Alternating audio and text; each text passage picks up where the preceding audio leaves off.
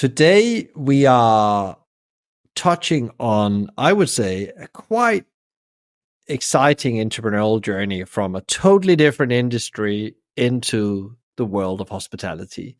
And it's always interesting. And we had that a couple of times before in the show where there's somebody that done something totally different and then they join the hospitality industry because there's this itch for the human experience and actually making people's lives better when they come and visit you. And that's what we're going to be talking about today. So welcome to the show, AJ and Reena. It's absolutely fantastic to have you on here because you are doing something I would say very special, and you've been on a journey. It's not something that happened yesterday. You have a couple of decades under the belt. Could you share with the audience a bit about what is this all about, and how did you ended up in hospitality? Thank you, Michael, for inviting us and including us into this podcast. Well, as you pointed out, it's like I started my journey in the hospitality industry about over 2 decades ago. The way we came about the journey was a sequence of a whole lot of things from, as Reena and I, we both moved from different countries, but from India to US. Food was one of the basic connections that you had with your culture. And, when we visited the Indian restaurant, that was the only place that felt like we had a connection because everything else was very foreign at the time. Because this was very early on as we had moved here. We didn't know anybody in particular. And, food is what connected us to, back home, familiarity with people. It's like your culture. And, in the process, I met now an extremely close friend of mine, who is the owner and operator of the restaurant. And, this is 30 plus years later now. Is how I would say was my first connection to being within the hospitality industry. Prior to that, it was just only on the consumption side, but back home, visiting, different restaurants and things, of that nature. And, so one thing led to another. I started, getting more interested into the restaurants, talking about food, because that was one thing that brought everybody together. We always had an interest, not necessarily running a restaurant or anything like that, but food. A strong connection with food. It's like, Reena and I, we both liked eating out quite a lot, and this was something that was very familiar. Coming in from India, over 3 decades ago, we weren't really very familiar with a whole lot of other cuisines at the time because the primary cuisine in India and it was so diverse that we really didn't miss anything. So it was an instant connection with our own cuisine here. And, so one thing led to another. We moved from, we lived in Chicago. We moved from Chicago to California, and then felt then there is a void, where all of a sudden it's like, again, that connection is lost. Started thinking about, it's like, perhaps, doing a restaurant together while I was still working at the tech, but it never came to a fruition because I was still working. You didn't want to give up the security of having a paycheck.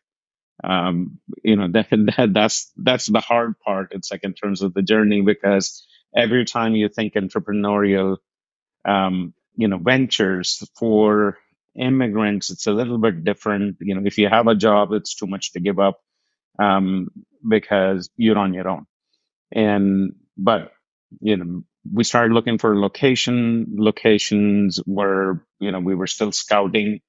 And then in the midst of all of this, I was laid off. And, so that kind of accelerated me trying to look for a location for a restaurant. And, so we bought our first restaurant, and, that's where the journey began. I didn't know anything about it yet, in terms of, no formal education in terms of, within the culinary environment. I didn't go to the culinary school. I didn't go to the hospitality school either. It's like, or anything of that sort. We just came in blind, um, joining the club of very many people that say, it's like, oh, I want to open up a restaurant. That's how this journey came about. I think probably Reena can add to that. Thank you, Michael. Thanks, Ajay. So for me, I was in the background. I was the person that bringing in the consistent paycheck while as a family, we were also on an entrepreneurial journey.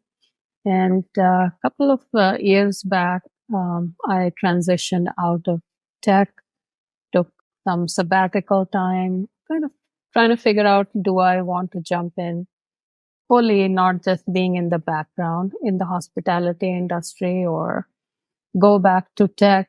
And after I took some time off and not sitting in front of the computer 12 hours a day, not just interacting on Zoom, but actually meeting people in real life, as I was during my sabbatical getting more involved with the operation, I really could feel that this is where I'm finding joy, being finding having my day being a mix of, okay, doing some stuff in front of the computer, but then actually interacting with the guests, seeing the, it's not like tech product where it goes through QA and then it goes through all the uh, cycle of getting introduced to the market, and then down the road you see how your customer feels about it. Here you actually send 4 dishes out on the table, each one is a product, and bring joy right away.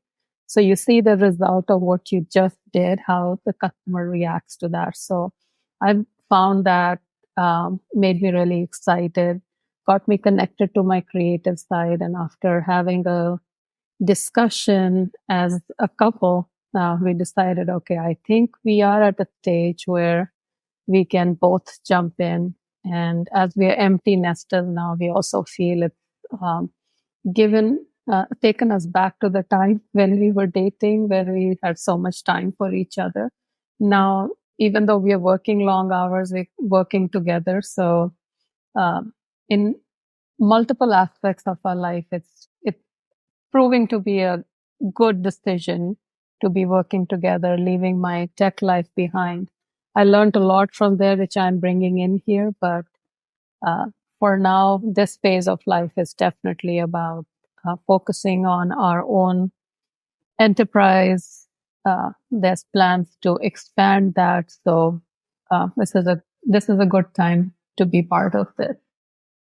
Yeah, and there was multiple questions I was thinking about, because also as we talked prior to this conversation, like the food and the experience and that human interaction is very interesting. You talk about getting away from the screen, and I think we live now in an era where people actually thought we will be living in this remote era where we all will be working behind screens. But I can also, like, everybody's hungering for human connection, and it's getting more and more like this, because like people are getting this inertia about sitting behind the screen all the time. And actually I believe, and it would be interesting to hear your view, that's actually where hospitality is going to have a very special place. It's tough right now, it's difficult, but it's really one of the few places where you can still go and get that human touch in a way.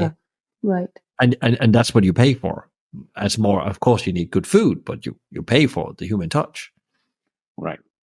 Right. I mean, there's a lot that's there in the hospitality side of it. It's not just it's the comfort, it's the connection, it's the human touch, and it serves many purposes at the same time, which we probably realized, I think, more so during the pandemic than we realized. It's like prior, because prior we just took things for granted, and then all of a sudden, when every single thing came to a standstill, the things that were missed the most was, I want to say, my neighborhood restaurant, because it's like I want to be able to go there.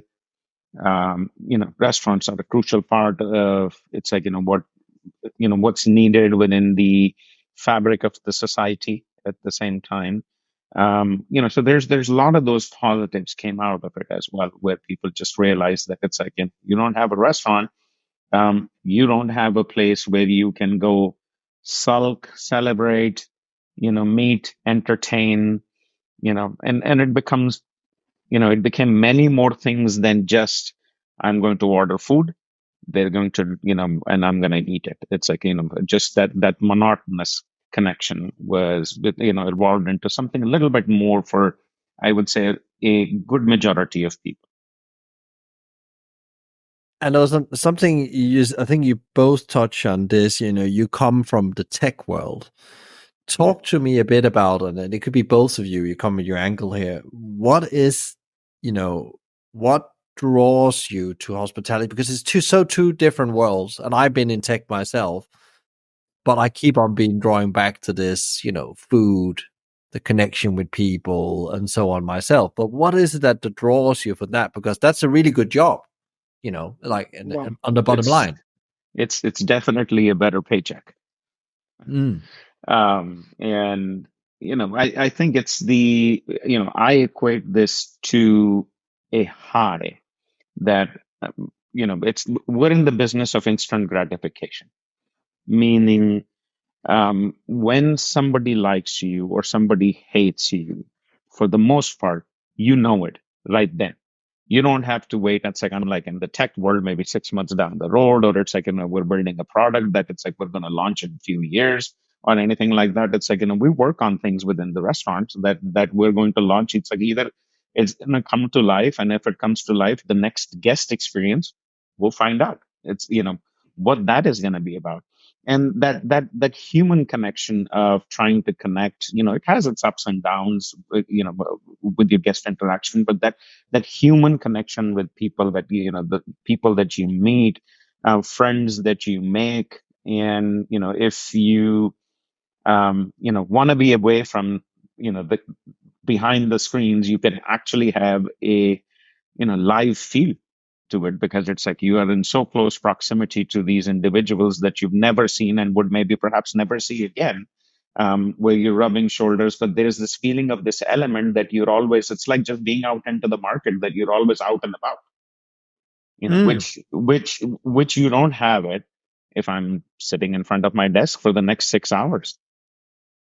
So, to me, that's the high, and that's what keeps drawing us. um, you know Me especially, out of people ask me, it's like, what is it, and I always tell them, it's I don't have Monday morning blues anymore, Mm. because I don't regret it. Oh, I gotta go to work tomorrow. It's like, okay, I have to go to work tomorrow. It's like, I'm there 7 days a week. It's like I'm there, 8 days a week. Just saying. And I don't have this thing of like, it's like, oh my God, it's another day. So far, 21 plus years, it's like I've not had those moments. Of course, we've had frustrations and challenges, and and all of those things to face, but it's like it's never been a Monday morning blue, if you understand. Mm. Yeah, yeah. Um, Reina, how is it for you then? Is that also you touched a bit on it? Is that also what you are seeking as both as an individual? Is this instant gratification of actually you can feel you're making somebody's life better in that moment, or you don't do it and then you can you rectify it straight away? Definitely. So there's multiple things. So first of all, I worked a lot in my career for a long time in enterprise application space, especially products that supported customer relationship. So now, from building those products and launching and selling those products to being an actual consumer and bringing that technology into our company, where we can track our customers' behavior, where we can track what our customers are liking, what is it that they would like more of, what is from their feedback, what they're not liking. So being a consumer of that technology and helping the business, making our customers happier. So one piece that I'm really enjoying, especially taking on the role as a chief growth and innovation officer within the Mm. company. So that's been very exciting. And then, as I mentioned before, my time is not 100% on this computer and in a virtual world. So I'm doing that, but then I'm also on the floor. I'm also interacting with guests. I'm seeing their reactions right away. So I feel making the switch has been best of both worlds for me. I'm able to consume the product that I built for last 2 decades and also be hands-on and see how it's working. And somewhere in my mind, I feel down the road as AI comes into play, as we start to use that more within the business, maybe another technology product comes out of our business versus another restaurant. So we never know, because sometimes when you come from that world, you find a gap that you fix for yourself, and that's something that somebody else needs to. So I don't know what the future holds, but it's definitely a lot of melding of my technology experience from the past and what I've learned from Ajay over the years, being in the background and bringing it all together. It's, it's a good mix right now. Yeah, I know I'm staying a bit here with your background, where you're coming from, and then like you said something interesting, using your hands. Like, and I had actually have myself a very long period where there's been a lot of preparations, there's been a lot of desk work, and actually next week I'm gonna go into Chef White using my hands, and I'm very excited about it. And it's for 3 to 4 days. It's not forever, but it's those 4 days. Like, that's where you really feel alive as a hospitality person, and Um, and then you have your people that will take over from you. But that being involved in that instant moment of feeling as you put the product on the table in front of the customer, see what happens, or you help that train the trainer, whatever you do, that's really what it's all about. And it's like there's like some energy you can't get anywhere else, whatever product you're selling. And I've been in a couple of different industries. I've tried to escape the industry and actually found out like I was missing that energy you can't get anywhere else. And I think it's really interesting you're talking about that. Just for people to get a bit of an understanding, what is the size of the business? So what are we talking about? What type of, it's Indian cuisine, but what is the delivery format? And where are you heading with things?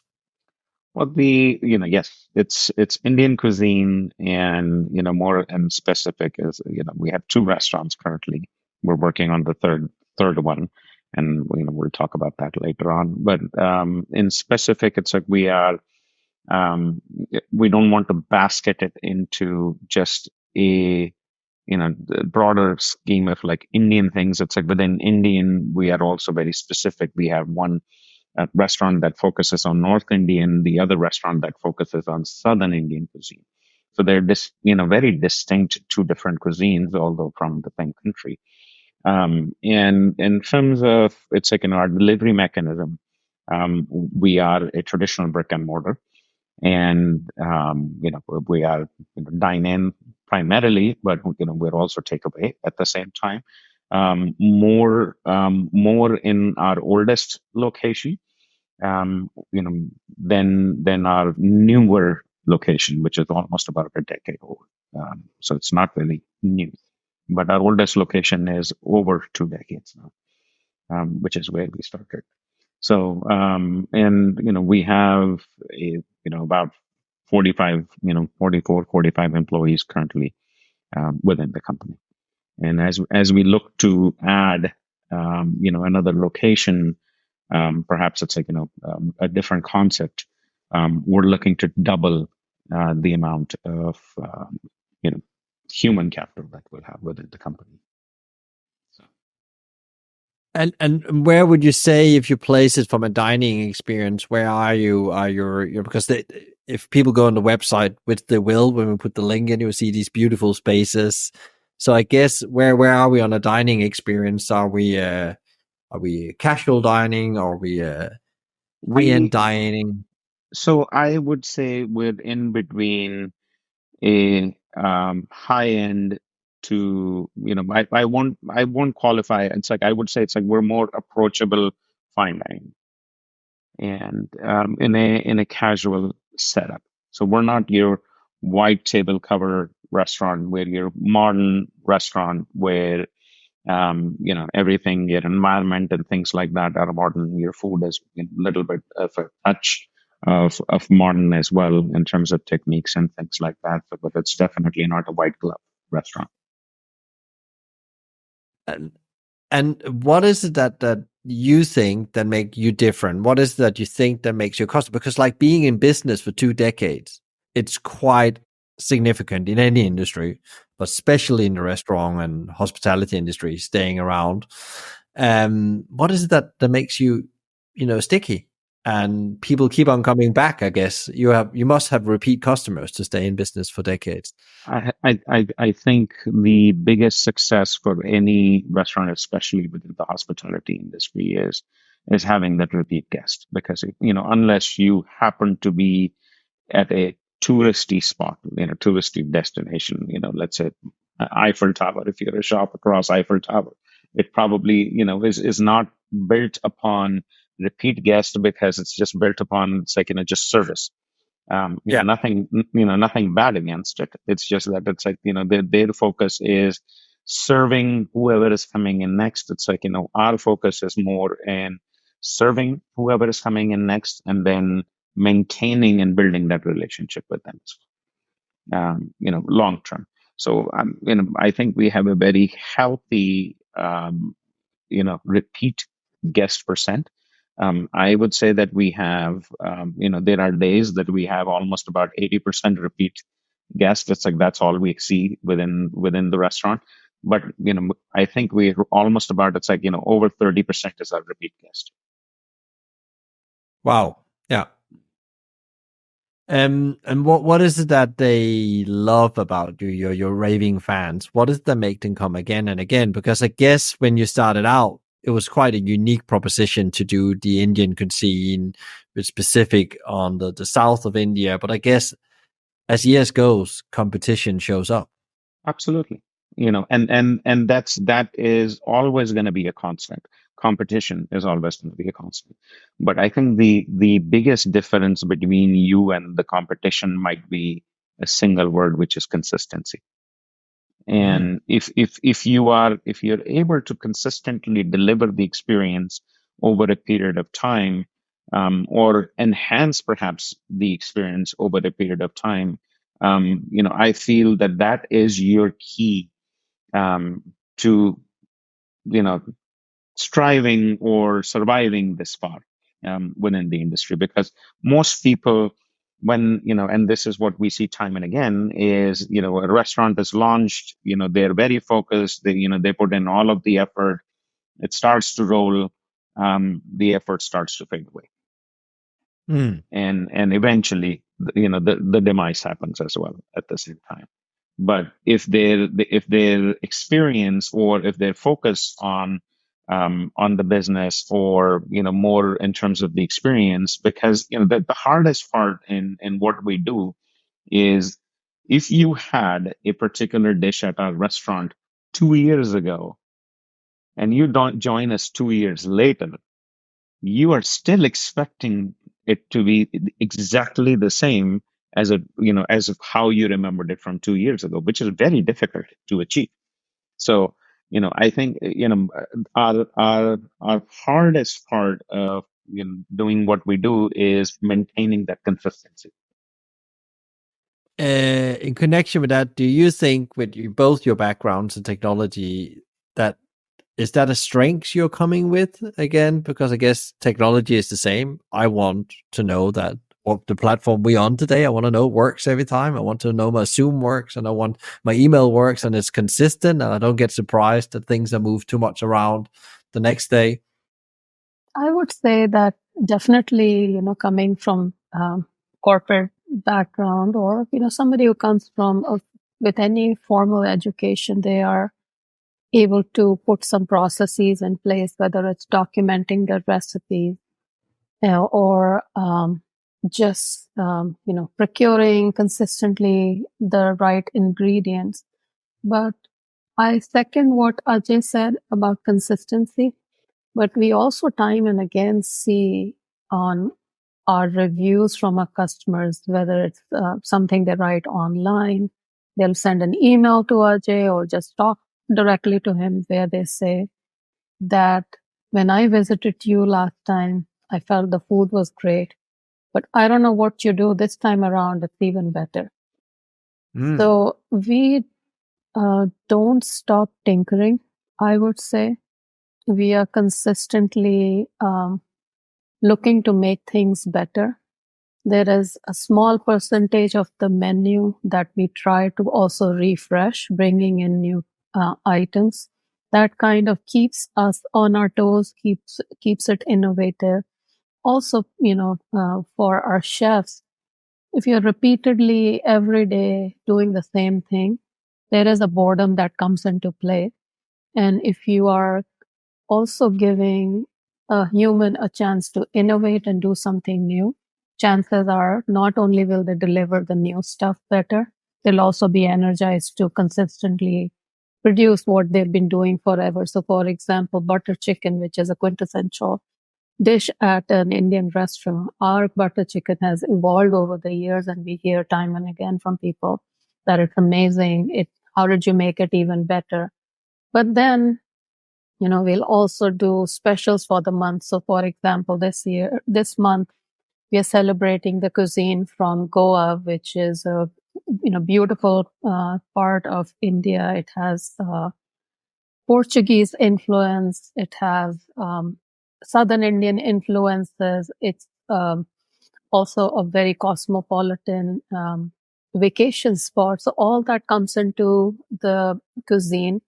And our chef comes from Goa, so why not celebrate that? So that again energizes them, because we're shining light on something that they grew up eating, gets them more creative. So not only are they giving our guests a new experience, but it also keeps them hungry to be in check, kind of not mechanically be working on things, but be more observant of what they do. So that's definitely an element, that consistently getting even better at things that you do all the time, but also tinkering with new ideas so that it doesn't get stale what you do every day. Yeah, and I believe, consistency is like, because my background, I'm a McDonald's trained person, so I know the power of consistency. But actually, often when you talk about consistency, people think that's boring. And often, sometimes in the restaurant context, it's actually downgraded. You almost like, that's when they almost say you're going to make it into a machine. But I think they misunderstood what you mean with consistency, because there's a great book called Good to Great, where Jim Collins, he called it the flywheel effect. It's that momentum of pushing this heavy flywheel, jerking it in the beginning, and then you find the flow. And then, as you say, Reena, consistently improve small things. And it's really interesting. I heard an interview some time ago around, and there was an old interview with Herb Keller from Southwest Airlines. I think that's a boring business. They compete on margin, but it's all about flywheel effect in that business, because else they can't deliver this unique customer experience, because they wouldn't have the headspace to do that, because they operate within the same margins as any other airline company. But because of their consistency, they can give the people the permission to give this, people know about Southwest Airlines. It's a unique experience, whatever plane you get on, because it's all up to the staff what they do that day to entertain you, in principle. And I think that's really interesting, because when you start having consistency, you probably also stay around for longer, because then actually you know what you're measuring up against, what's good and bad. Definitely. I think one of the biggest things for us is also that we are our own biggest consumer as well for both of our restaurants. And as we consume the things, even we get bored of, like it's butter chicken again, kind of a thing. So for us, it's just that our restaurants are just an extension of our kitchen.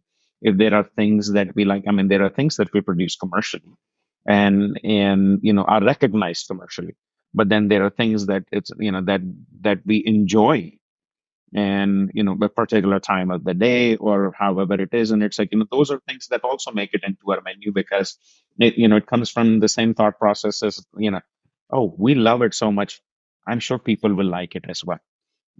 Because, or maybe it's time for them to experience, what we are exposed to, more than the repertoire of just having that limited offering that we have, which has become synonymous or standard with Indian cuisine at the same time. So, so that's where we come from. Um, and I think it's also like taking the consistency on to the next question, because I think it's really interesting you talk about that. And this was not what there was no questions about consistency. That was your answer. But actually, Right. when you want to build something great from a business point of view, that Right. is connected. But also, I guess that influence the type of kind of workplace you are as well. Because when you show up to a consistent place, that's my own experience internally as well, it becomes better. It becomes easier to be an employee. Talk a bit about how you create the employee experience, because now you're saying expanding, so you need more people. So like, culture now becomes really important, because there's only two of you, and you can't Right. be in three places. No, no, and I think the culture is a huge part. Our restaurants are an extension of our home. Our employees are an extension of our family. So we are personally involved with people in, other than just being a number. Meaning, I have this practice, and I've had it from you know ever since when I was the only employee, and then when I hired my first one, right? Is walking in, and always greeting, whoever is there. And now we have 40 plus employees. And when I enter my restaurant, I go and seek every one of them to say hello, to greet them, to find out, it's like, how they're doing, how are you. It's like, I don't wait for people to interact with me. And I also leave anything that's on my mind outside of the door, which is what we call, it's like in a mood check, that before I enter my restaurant, that it's like, no matter whatever is weighing down on me, or concerning me, or however it is, I have to switch gears as I enter. And this is the same type of a culture that we try to instill. It's like, you know we're connected with our employees deeply. It's like, we sit there, have conversations, we go out, lunches, dinners, because we are co-workers, in a space. But outside of that co-working space, it's like, we have that human element or human experience. It's like, I may sign their paychecks, but they are every bit part of the business as a partner, as we are, because without them, the success would not happen. And coming back to, you touched on the expanding. There's something new coming as well. What is the mission? Where are we going with this empire you're building? Is it are you going to have 100, or is it about numbers? Is it about, what change is this going to do in the world? What is the ultimate goal? For me, I don't think it's about chains, it's about numbers, it's just about experience. We like something, we enjoy it so much that either, or if we miss it, or this is how, our first restaurant came about as well, where we felt that the representation of the cuisine is underwhelming, because everyone that's been trying to, it's like, present it, it's nothing wrong, and it's like, what they're doing, I think it can be presented a little bit better. The experience can be a lot more charming, because it's like, we felt that there was a void in between, where it's like, we always felt that in order for us to celebrate any of our life's achievements, or any wins of any kind, it's we always have to seek some other restaurant other than an Indian restaurant, because one, either it's like, maybe the ambience wasn't there, maybe the service element was not there, maybe the food was not as sophisticated, or not to your palate. And it's like, we always ended up celebrating someplace else. Now we've created something that it's like, oh, life's biggest achievements, we celebrate it at our own restaurant. I would say 99% of the time, because it's like, okay, this is our home. We love it. We love our people as well. So it's like, why go anyplace else? We just go there. And, where we come from in terms of the experience is, if we like something, and this is how it's like, it's reflective of our menu as well, that it's like, we like something, it makes it onto the menu. We like, another cuisine, or something, that we, Reena and I enjoyed. It's like, on our travels around the world, and it's like, I wish we could have this, right? And or I wish, it's like, we wanted, or we were craving this, and it's like, we see that it's like, in not being available. I think that's going to be the direction that we're going to take, versus, I need 50 units, I need 100 units. I don't think it's like, at least in my thought process, I'm looking at it this way. It's like, I just want to share with people what we enjoy, what we enjoyed, what we missed. And if it becomes a business proposition from that standpoint, then that's what we want to create. I think Reena can probably maybe add to that. At least that's how it is for me. How about you, Reena?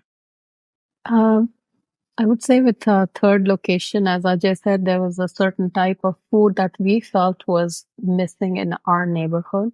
And we're very Mm. excited to bring this expansive cuisine, I would say. It spans the Mediterranean, and from from Europe to all the way down to Morocco, North Africa.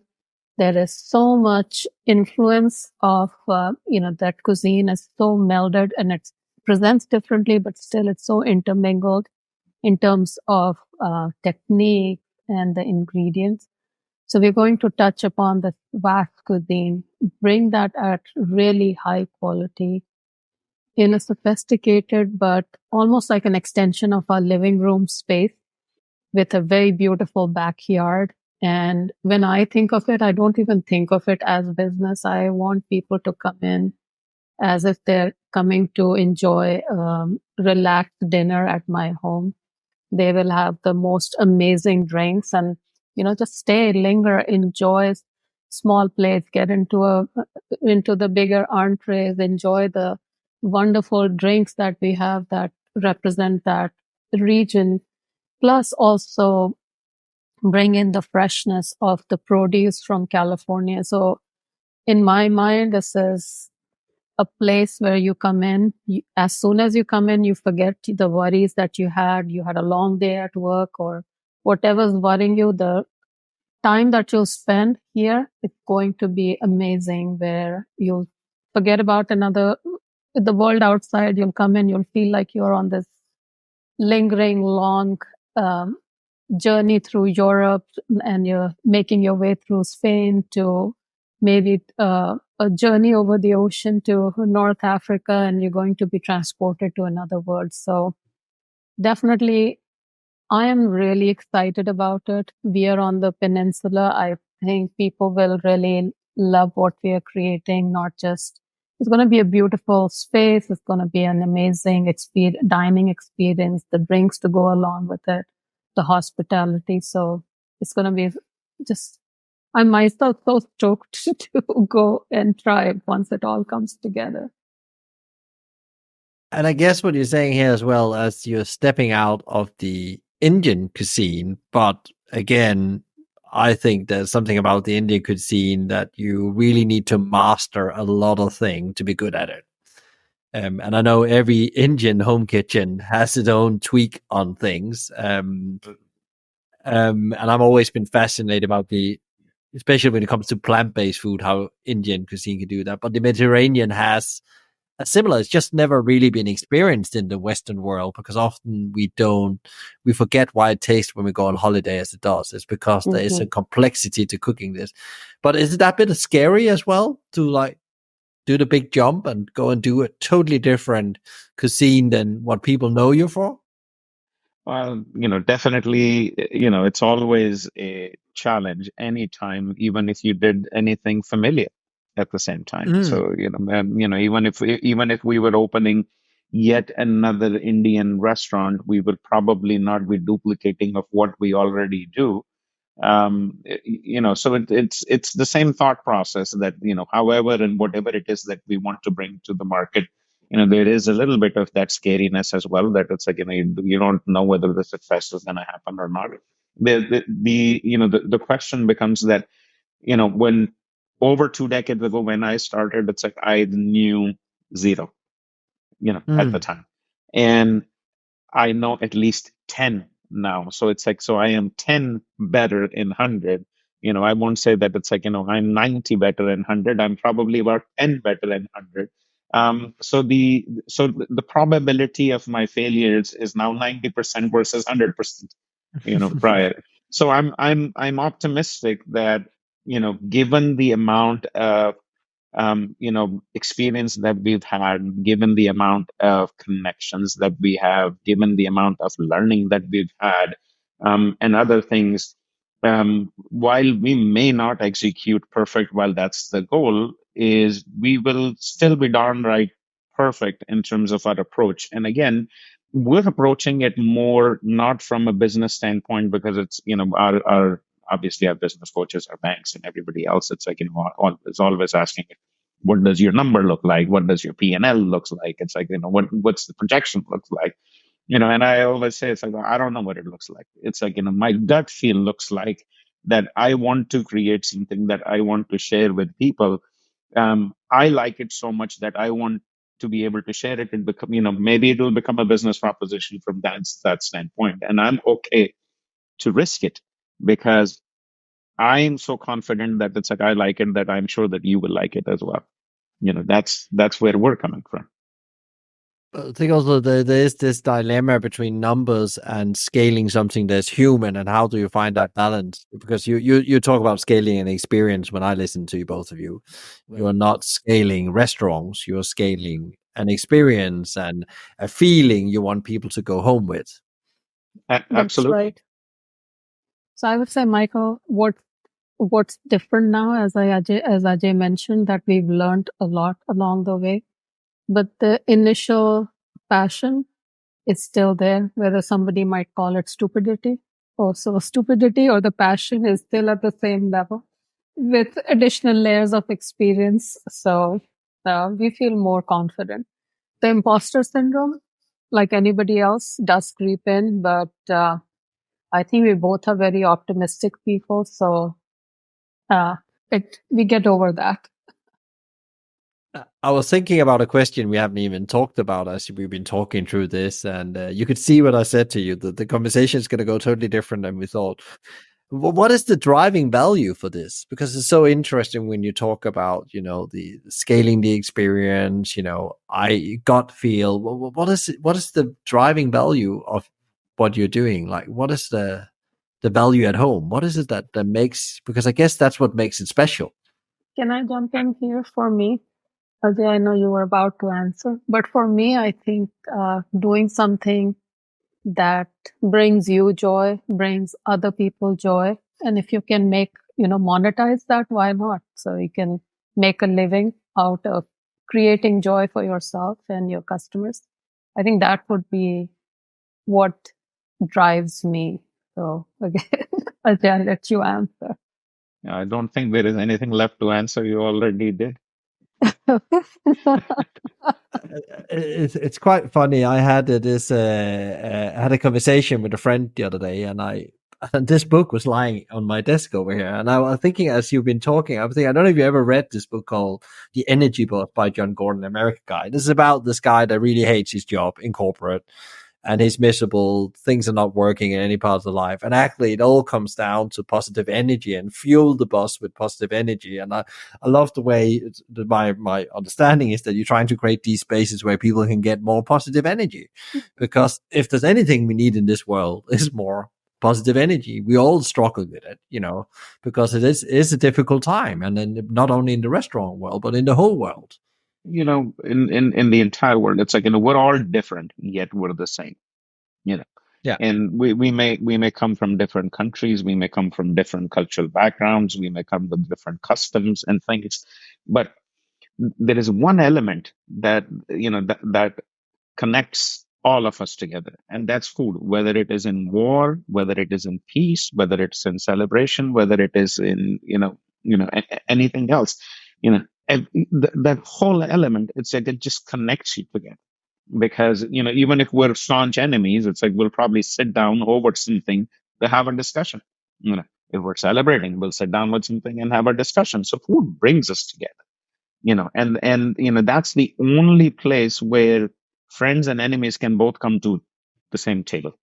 Yeah. And as we see that the food is so diverse, the more we look into it, yet it is so same, everywhere. You have your comfort food, you have your technical food, where you have your technical execution, because now things have advanced, but before they were simple in terms of cuisine. But it's like you look at the global um, world today that we live in. We have so much intermingling just about everywhere that it's like people just seem to have a connection, and it's like the more you look into it, the more it is the same, rather than just calling it, it's like one particular cuisine. And there's everything everywhere. It's like is enjoyable. It's just a matter of whether you're exposed to it. And I guess also I was thinking there, I guess it's about, are you looking at, I think the Eastern world is much better at celebrating meal times as a special day thing, where you see the Western world, this is my own view, is almost like fuel sometimes, more than actually it's the opportunity to actually step out of the noise 3 times a day. And of course, sometimes you have a bigger breakfast, sometimes you're smaller, sometimes you don't have breakfast. But like, especially the dinner meal in our house is really an important meal, and we try to use that as you say, an opportunity to connect and sit down and have a meal together and enjoy that conversation, or just checking in with each other, because how you felt yesterday can be different today, and therefore you need to have that check in. I think my biggest thing has always been, and this has been, when I actually worked the front desk of my restaurant, was, back in the day. Now it's the culture of takeout. It's like, and we're all taking out. It's like, and many years ago, it's like, I realized, while I was still working corporate, was, I would go down during the lunch hour, go pick up a sandwich, pick up something to eat. It's like, come back. It's like onto my desk, sit down, eat while I still work at the same time. And, and one day somehow it's like it just clicked to me. It's like, why am I doing this? If I don't have 10 minutes in the day for myself to even have a meal peacefully, why am I in it? You know, Mm. and ever since then, I changed that and for myself. And I don't care what's happening. World is falling apart. It's like if I'm having, my meal, I will peacefully sit there and have my meal. You want to have a conversation, let's have it after. If there's work that needs to be done, you know, it would have to, I would say 90% of the time, or 95% of the time, I will not attempt at it while I'm trying to eat at the same time. And I've had countless conversations, with the guests at the restaurant when they come in. They come in and they're doing a takeout. It's like this was more at an older restaurant than at the newer one. Um, and I would have conversations where they were like, "It's like, oh, can I get it to go?" And I think I convinced a few of them to actually sit down and eat, because Mm. and I argued with them. It's like, yes, I'm happy to pack it for you to take it to go, but you're gonna walk from here back to your office, to your desk, sit there, enjoy, try to eat your meal. The whole exercise will take about the same amount of time, versus I let you sit here, eat your meal, finish it over here, 10 minutes later walk back, and then now you can actually focus on what you need to do, rather than, and it's like you've had a peaceful meal. And I don't even know, it's like if I was to probably count, I think I probably converted more than 100 people. Where They came in for a takeout, and I convinced them to sit inside and then actually eat. That comes back to the question about creating, experiences and joy, I guess, in these things, and actually making people stop and pausing in their busyness of life, which we get sometimes totally caught up in. We are not. There's no need to be that busy, but we just are because of No, technology. Yeah. right, right. We're in the smart world, and I'm not sure if we're really getting any smarter. No, no, no, no, no, no. I totally agree. I totally agree. I just wanted to talk a bit about now. You've been, you run, and you've both been involved for more than 2 decades now in the hospitality/restaurant world. What have changed? Because you must have seen a lot of change. Well, tons has changed, and it will continue to change as well. And because change is the only constant. The food scene has changed. Ever since the pandemic. A lot of the other things changed. It's now the takeaway became a big part of our business, because during pandemic, it's like when everything became a standstill, then the only business that was takeaway. And people were ordering in, and while that's changed quite a bit, but I think that still is a very large portion of the dining experience now. And the way it's changing, the things are that now, in order for you to actually go out, you have to seek for something more than just the same food, meaning the interaction, the experience, the novelty. Need to seek more when you're outside than when you are. It's like you're bringing in. Just as an example, like if I was to order a sandwich, um, and the sandwich can be delivered to me, I can eat this, the same sandwich while I can eat it at the restaurant as well. What is that experience that's going to actually make me want to drive to have consumed that sandwich at the restaurant versus just ordering it in where I don't even have to leave? So I think that portion of the experience is rapidly changing in our industry, and I'm sure it's like Reena might have a view on that as well. So what do you feel, Reena? I feel that there's two things. It definitely puts pressure on the experience that you deliver. So while especially on the peninsula, it's been hard being in the service industry because during the pandemic, a lot of workers moved out of the area. So we have, at least um, we're going through this era of where we are training newer service staff. Come a few years down the road, they will be experienced in the industry. But right now, we are working with a lot of people that are not from hospitality industry. They've recently joined it. So there is a lot more training that we need to do because our guests, when they come out to eat, they are seeking that connection. They want to be recognized. They want a sophisticated but a very personable experience. Otherwise, they can just order food at home. So there's that portion. And then secondly, when they're coming out to dine with you, they're looking for maybe even food that is different than what they can order at home. So, that sometimes has a thinking that there are actually things on our menu that don't travel well. So we just keep them exclusive. That's not something that you can order in because I know once it gets to you 20, 25 minutes later, you're not going to have that great experience. So if you want to have that dish, you rather come in. And then focusing a lot on our, with our staff to make sure that guest experience is enhanced. Again, as I touched upon, using technology to be ready, making sure that you're looking the table that you're serving, how often this guest has been. You have that data available if the customer has shared that with you. You have that profile. So be very mindful of who you're serving, how long they've been.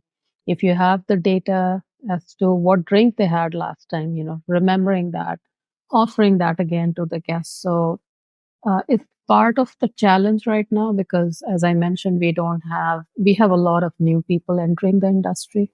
So there's a lot of training that needs to happen uh, from our part so that we're delivering that guest experience that will bring the customer out versus ordering something online.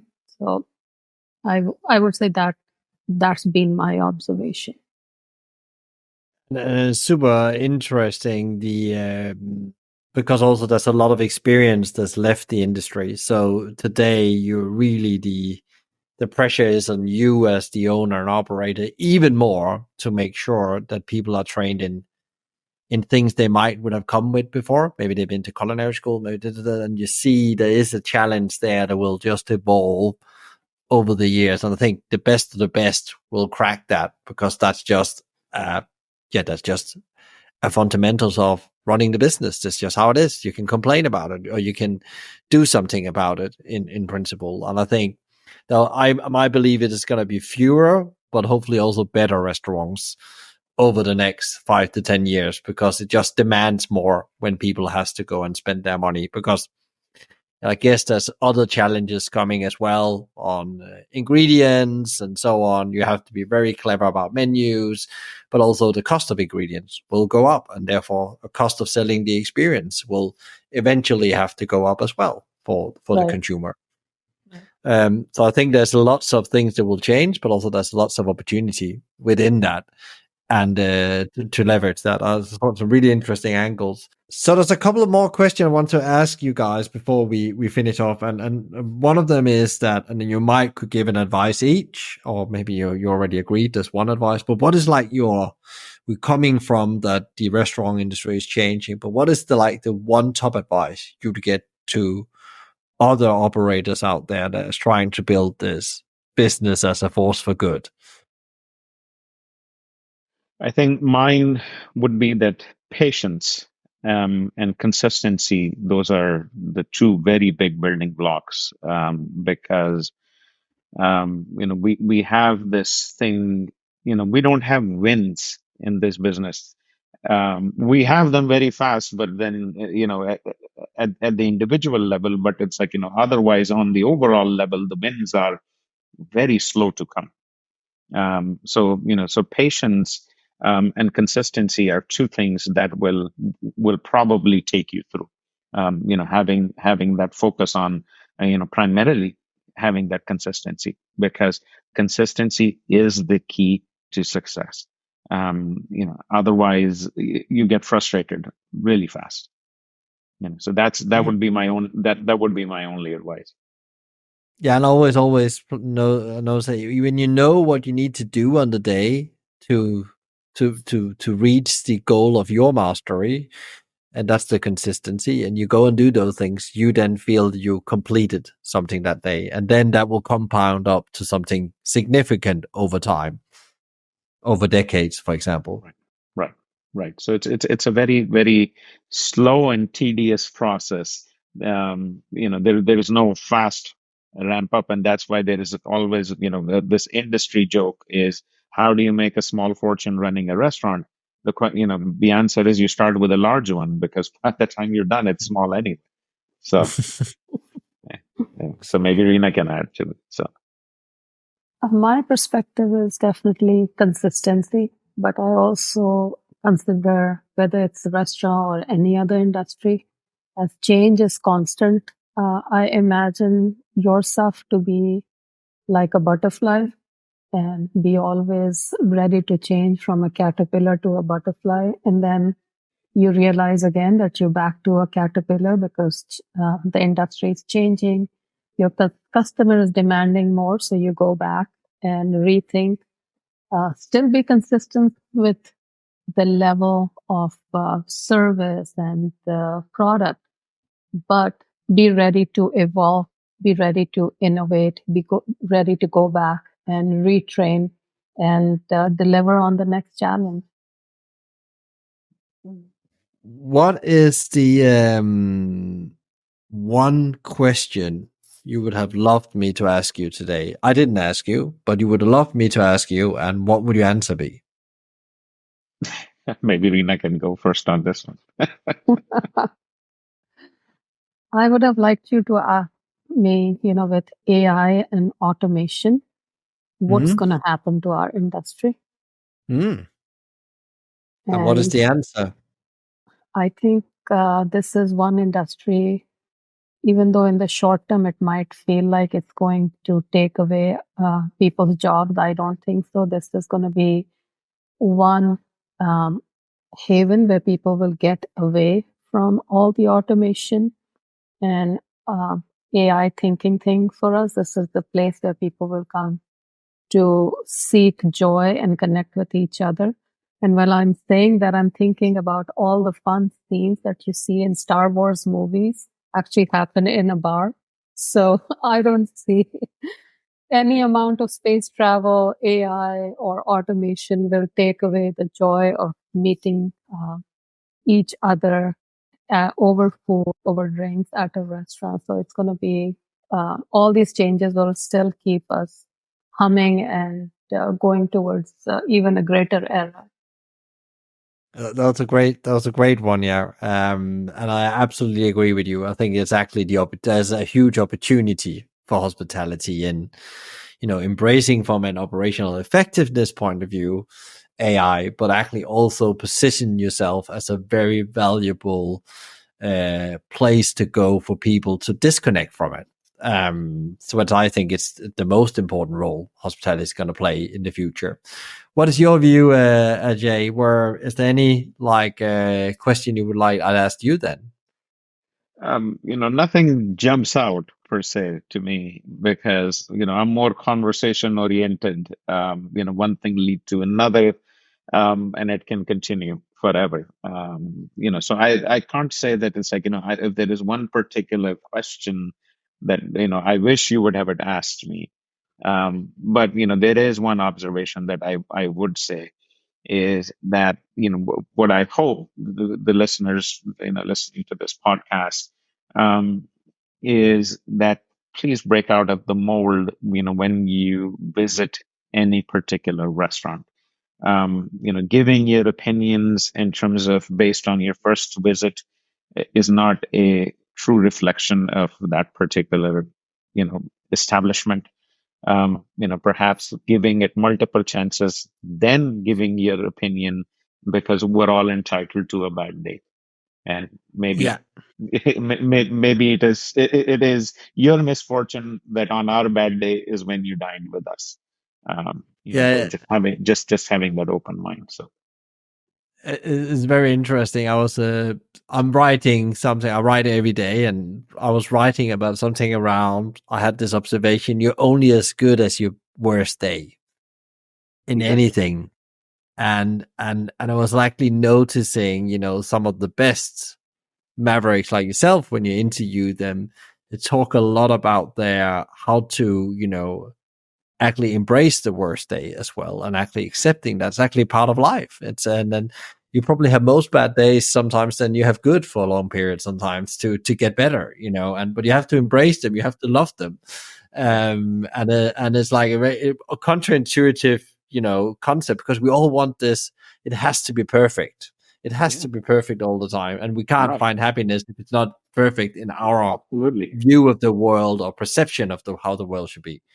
Yeah, we in my conversations with the guests, it's like, I always, sometimes when I hear it's like, oh, we've never had a bad meal at your restaurant. Just like, I laugh at it. It's like, well, thank you. It's very complimenting that, but then that only tells me that you're not a regular guest at our restaurant. Because believe me, Mm. we have served terrible meals because Yeah. we're only human, depending on how we feel during that particular day. So it's like, so there is no such thing as perfection when it comes to, it's like, what we're doing. So we have served meals. While I take that as a compliment, it's like, you just be aware that it's like, that your time will come when we will serve you that bad meal. Just be forgiving. That's all.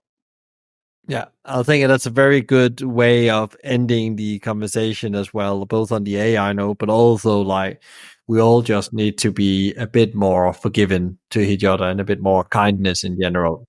I love that. I love that. Where can people find out more about you and what you're up to? Maybe connect with you if they want to know more about how to scale an experience. Well, definitely, it's our website for the restaurants, which is, the current restaurant is the saffronrestaurant.com. And, me personally, I am on Instagram. I am also, on LinkedIn under Ajay Walia. So both of those places you can find us. You can come to our website, send me an email. And, Reena, for you. For me, primarily LinkedIn, definitely restaurant website, but on LinkedIn, I'm there with my full name, Reena Miglani. You can find me, message me there, connect with me there. Great. Thank you so much for taking the time out of the very busy schedule of running not just one, two, and soon three restaurants. And I know what it takes. So thank you so much for doing that. And thank you for sharing your story with the audience and your insights and your reflections. I'm 100% sure there will be people that's taking something away from this conversation to reflect on or even maybe improve. So I'm sending you power and energy to you and the team as you go on the next step of this journey, and especially with your new concept.